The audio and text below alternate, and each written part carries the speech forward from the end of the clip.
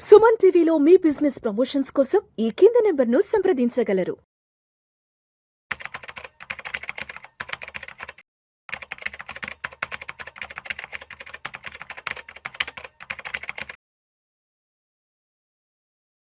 నమస్తే మాధవిరెడ్డి గారు.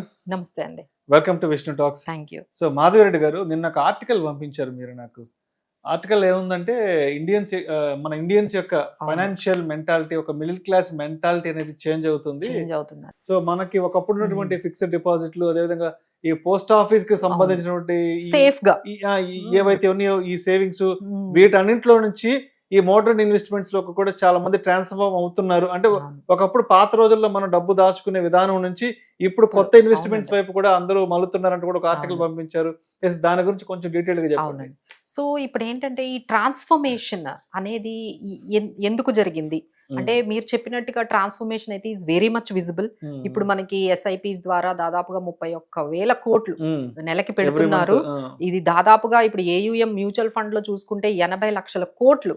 అంటే మనం త్వరలో మేబీ ఈ ఇయర్ లోనైనా 1,00,000 కోట్లకి దాటిపోయినా ఆశ్చర్యపోక్కర్లేదండి. ఆ విధంగా అంత డ్రాస్టిక్ గా షిఫ్టింగ్ అనేది, ఈ ట్రాన్స్ఫర్మేషన్ అనేది, అంటే వెల్త్ క్రియేషన్ వైపు కొంచెం టైం స్పెండ్ చేస్తున్నారు, వెల్త్ క్రియేషన్ గురించి ఆలోచిస్తున్నారు, మన ఫ్యూచర్ కి మనం కొంచెం ఏదైనా చేసుకోవాలి అనే ఆలోచన అయితే అందరిలో కూడా బాగా వచ్చిందండి. మేబీ కొంచెం ఈ మార్కెట్లో అంటే ఈ పర్టికులర్ జాబ్స్ గురించి సంబంధించిన అన్సర్టనిటీ కావచ్చు, ఈ ధరల పెరుగుదల, ఈ ఇన్ఫ్లేషన్ గురించి భయపడైనా వీళ్ళు ఇంక ఈ విధంగా ఏదైతే మన పాత పద్ధతులు ఏవైతే ఉన్నాయో, బ్యాంక్ ఫిక్స్డ్ డిపాజిట్లు కానీ, కొంచెం గోల్డ్ కొనుక్కోవడం, లేకపోతే అప్పట్లో ఎక్కువ అవే చేసేవాళ్ళు కదండి, లేదా RD రికరింగ్ డిపాజిట్లు పెట్టుకునే వాళ్ళు, ఫిక్స్డ్ డిపాజిట్లు, లేకపోతే PFలు, ఇవన్నీ కాదు మనకి. వీటి వల్ల మనం ఇన్ఫ్లేషన్ ని బీట్ చేయలేము. ఇన్ఫ్లేషన్ అడ్జస్టెడ్ రిటర్న్స్ మనకి కావాలి అంటే మినిమం ఒక 12% వస్తే కానీ మనం వెల్త్ క్రియేట్ చేయలేము అనే విషయం అయితే అందరికీ ఖచ్చితంగా అర్థమైందండి. సో ఫ్యూచర్ ఫస్ట్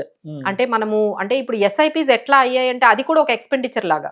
ఇంటద్ద ఓకే 20,000 కడుతున్నాము, అలానే పిల్లలకి స్కూల్ ఫీజు కడుతున్నాము, అలానే SIP 20,000 కట్టాలి అనేది ఎంత బాగా వెళ్ళిపోయిందంటే అందరూ కూడా అంటే అది ఒక ఎవ్రీ మంత్ ఒక ఆబ్లిగేషన్ లాగా మనం ఖచ్చితంగా మన ఫ్యూచర్ కోసం ఈ 20,000 మనము ఖర్చు పెట్టాలి ఈ టువర్డ్స్ ఇన్వెస్ట్మెంట్ అనే దానికైతే మనకి ఖచ్చితంగా కనిపిస్తుందండి. ఏదైతే ఈ చిట్టీలు వేసేవాళ్ళో లేకపోతే ఈ RDల్లో పెట్టేవాళ్ళో అదంతా కూడా మొత్తం పూర్తిగా ట్రాన్స్ఫర్మేషన్ అయినట్టుగా అంటే బట్ మనకి పూర్తిగా కనిపిస్తుంది. ఇంకోటి ఏంటంటే అప్పట్లో ఈక్విటీ అంటే భయపడేవాళ్ళండి. అమ్మో ఈక్విటీయా, అమ్మో స్టాక్ మార్కెట్, ఇందులో గ్యాంబ్లింగ్ అనే ఏదైతే మెంటాలిటీ ఉందో ఆ మైండ్ సెట్ పూర్తిగా మారి ఈ SIP అనేది మొత్తం మార్చేసిందండి. ఈ మైండ్ సెట్ నే మార్చేసింది. ఎందుకంటే ఒకేసారి పెట్టట్లేదు మనం మార్కెట్ లో. ఓకే పడుతుందా మార్కెట్, పడనీయండి, ఎక్కువ యూనిట్లు వస్తాయి కదా అనే విధంగా వాళ్ళకి అంత నాలెడ్జ్ అనేది వచ్చేసిందండి. మార్కెట్ పడితే పడనీయండి, మనకి ఇంకా చాలా టైం ఉంది, మనం 20 సంవత్సరాలు కదా ఇన్వెస్ట్ చేస్తుంది, ఇప్పుడు మనకి ఎందుకు అంత దాని గురించి అంత వర్రీ, అలానే మనకి మార్కెట్ పడినప్పుడల్లా ఎక్కువ యూనిట్స్ మనకి అక్యుములేట్ అవుతాయి అనే ఆ నాలెడ్జ్ కూడా, ఈ రూపీ కాస్ట్ యావరేజింగ్, ఇవన్నీ కూడా చాలా మందికి కొంచెం అలవాటు అయ్యాయండి. సో ప్రతి ఒక్కరూ అసలు ఈక్విటీ అంటే భయపడడం కానీ, ఇలా సిస్టమేటిక్ గా పెట్టుకుంటూ వెళ్తే కొంచెం మనకి పాజిటివ్ గా వెల్త్ క్రియేషన్ జరుగుతుంది అనేది అయితే మనకు వచ్చిందండి. ఇంకొకటి బాగా షిఫ్ట్ ఎందుకు వచ్చింది అని చూసుకుంటే, ఈ రియల్ ఎస్టేట్ లో ఏం జరిగిందంటే ఎప్పుడైతే రియల్ ఎస్టేట్ బాగా పెరిగిందో రెంటల్ ఇన్కమ్ 4% వస్తుందండి. మీరు ₹1,00,00,000 ఇల్లు కొన్నా మీకు ఎంత వస్తుందండి రెంట్? ₹1,00,00,000 మీరు ఇల్లు కొంటే దాని మీద మీకు 4% వర్కౌట్ అవుతుంది, ఈ రెగ్యులర్ ఇన్కమ్. సో ఇలా అయితే మనకి ఇంకా ఈ ఇన్ఫ్లేషన్ కూడా బీట్ చేయలేకపోతున్నాయి రెంటల్ ఇన్కమ్స్. సో ఈ విధంగా ఈ ఇల్లులు కొనడము, లేకపోతే దాని మీద రెంటల్ ఇన్కమ్ తెచ్చుకోవడము, అదొక రిటైర్మెంట్ ప్లానింగ్ లాగా అప్పట్లో ఒకప్పుడు చాలా మంది అప్పట్లో ఒక ఇల్లు కొనుక్కొని దాన్ని రెంట్కి ఇచ్చారంటే అది సెటిల్మెంట్ లా ఫీల్ అయ్యేవాళ్ళు. ఓకే మనకు లైఫ్ లాంగ్ రెంట్ వస్తుంది, ఆ రెంట్ మీదే మనకు పెన్షన్ లాగా వస్తూ ఉంటుంది, ఒక రెగ్యులర్ ఇన్కమ్ లాగా ఫీల్ అయ్యే ఆ పర్టికులర్ ఏదైతే ఆ మెంటాలిటీ ఉందో చాలా చేంజ్ అయిందండి. అందులో నేను బాగా షిఫ్ట్ చూశాను.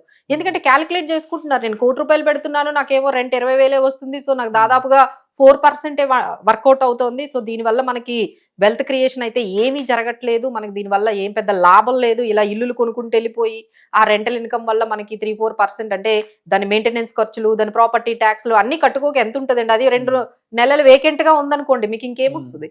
సో ఫైనల్ గా 3% వర్కౌట్ అవుతుంది అనేది ఎప్పుడైతే అర్థం చేసుకున్నారో చాలు, మనం ఉండడానికి ఒక ఇల్లు చాలు, ఈ మెంటాలిటీ వచ్చింది. ఉండడానికి ఒక ఇల్లు చాలు, మళ్ళీ మళ్ళీ ఇల్లులు కొనడం, దాన్ని అద్దెలకి ఇవ్వడము, వాటిని బాద్రాబంది మాకు వద్దు, ఎందుకంటే దాని మీద వచ్చే రెంటల్ ఇన్కమ్ ఏం మనకి బాగాలేదు, సో దీనికన్నా ఇంకేదైనా బెటర్ ఆప్షన్ ఉంటుందా అని చెప్పి ఆలోచించినప్పుడు అందరికీ కూడా ఇది ఈ ఎస్ఐపిస్ అనేవి, మ్యూచువల్ ఫండ్స్ అనేవి చాలా ట్రెండీగా అనిపించాయి.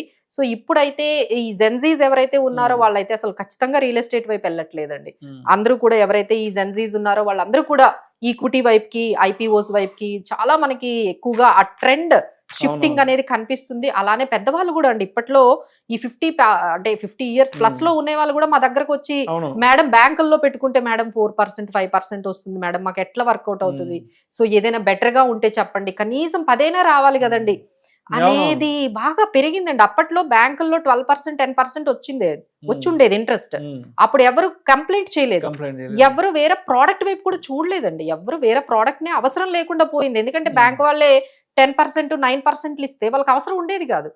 ఎప్పుడైతే ఈ బ్యాంక్ ఇంట్రెస్ట్ ఎప్పుడైతే ఈ 4% టీడీఎస్ కట్ అయిపోయి 5% ఇట్లా వస్తున్నాయో ఇంక ఇందులో ఉంటే లాభం లేదండి. ఈవెన్ 50 ఇయర్స్ వాళ్ళు కూడా ఆలోచించే పరిస్థితికి అయితే వచ్చారండి. వాళ్ళు కూడా భయపడకుండా వాళ్ళు కూడా మ్యూచువల్ ఫండ్స్ లో ఇన్వెస్ట్ చేస్తూ ఉన్నారు. మా దగ్గర చాలా మంది క్లయింట్స్ ఇదే కంప్లైంట్ తో వస్తున్నారు, మేడం 4-5% అయితే మేము ఇన్ఫ్లేషన్ ని మేము బీట్ చేయలేము, మాకైతే కొంచెం మంచి బెటర్ అట్లీస్ట్ ఒక 10% అయినా వచ్చేటట్టు. తర్వాత మ్యూచువల్ ఫండ్స్ లో డెట్ మ్యూచువల్ ఫండ్స్ కూడా ఉన్నాయి కదండి, అంటే ఈక్విటీలోకే వెళ్ళాలి. వాళ్ళే చెప్తున్నారండి, అంటే మేడం మల్టీ అసెట్ ఫండ్స్ ఉన్నాయి కదా, ఫ్లెక్సీ క్యాప్ ఫండ్స్ ఉన్నాయి కదా, ఇందులో ఎక్కువ రిస్క్ ఉండదు కదా, అంటే అంతా వాళ్ళకి అర్థమైందండి. ఎందుకంటే ఓ 10 ఇయర్స్ 20 ఇయర్స్ జర్నీ చేశారు మ్యూచువల్ ఫండ్స్ లో. బాగా జర్నీ చేసినప్పుడు వాళ్ళకు ఒకటి అర్థమైంది ఏంటంటే, మార్కెట్ ఇలా కొన్ని సార్లు పడినా ఒక 2 ఇయర్స్ కొంచెం డౌన్ లో ఉన్నా మళ్ళీ అది రీబౌండ్ అవుతుంది. మళ్ళీ మనకి మినిమం ఎంత లేదన్నా ఒక 12% అయినా ఇవ్వగలిగే ప్రోడక్ట్ ఏదైనా ఉంది అంటే అది మ్యూచువల్ ఫండ్స్ అని చెప్పి అందరికీ నమ్మకం వచ్చింది. అందుకనే మనకి ఈ షిఫ్టింగ్ అనేది దాదాపుగా ట్రాన్స్ఫర్మేషన్, హౌస్ హోల్డ్ సేవింగ్స్ అనేవి ఇప్పుడు ఎఫ్డీల్లోకి, ఆర్డీల్లోకి లేకపోతే చిట్ ఫండ్లలోకి వెళ్ళట్లేదండి. ఖచ్చితంగా ఆ 20,000 30,000 ఏదైతే ఒక మధ్యతరగతి వాళ్ళు సేవ్ చేయాలనుకుంటున్నారో ఖచ్చితంగా ఆ అమౌంట్ అయితే ఎస్ఐపిస్ ద్వారానే వెళ్తుందండి. సో భయపడాల్సిన అవసరం ఏమీ లేదు, ఎందుకంటే India is going to be 3rd largest economy.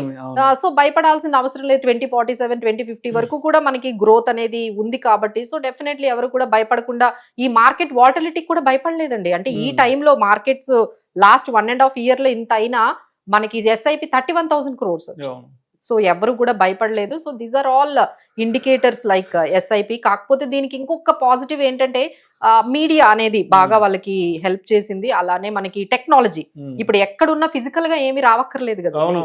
అప్పట్లో మనం ఎక్కడైనా మ్యూచువల్ ఫండ్స్ లో ఇన్వెస్ట్ చేయాలంటే ఒక ఆఫీస్కి వెళ్ళాలి, వాళ్ళని ఫిజికల్ గా ఒక అప్లికేషన్ తీసుకోవాలి, డాక్యుమెంటేషన్, ఆధార్ కార్డులు ఇవన్నీ ఉండేదండి. ఇప్పుడు అంతా ఏమైపోయింది, అంతా ఆన్లైన్ అయిపోగానే చాలా అంటే మారుమూల గ్రామాల్లో కూడా అండి ఈ ఎస్ఐపి అనేది ఈజీగా వాళ్ళ ఫోన్ లోనే చేసేసుకుంటున్నారు.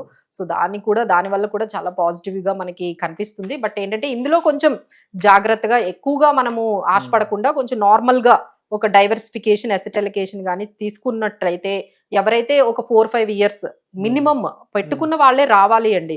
ఒక 2 years 1 year వస్తే మాత్రం మ్యూచువల్ ఫండ్స్ లో ఏమీ వర్కౌట్ అవ్వదు. మీకు కాంపౌండింగ్ కనిపించాలంటే 8 years ఉండాలి. ఎవరైతే పేషెన్స్ గా ఉన్నారో definitely they can create wealth. Right. Thank you so much Madhavi గారు.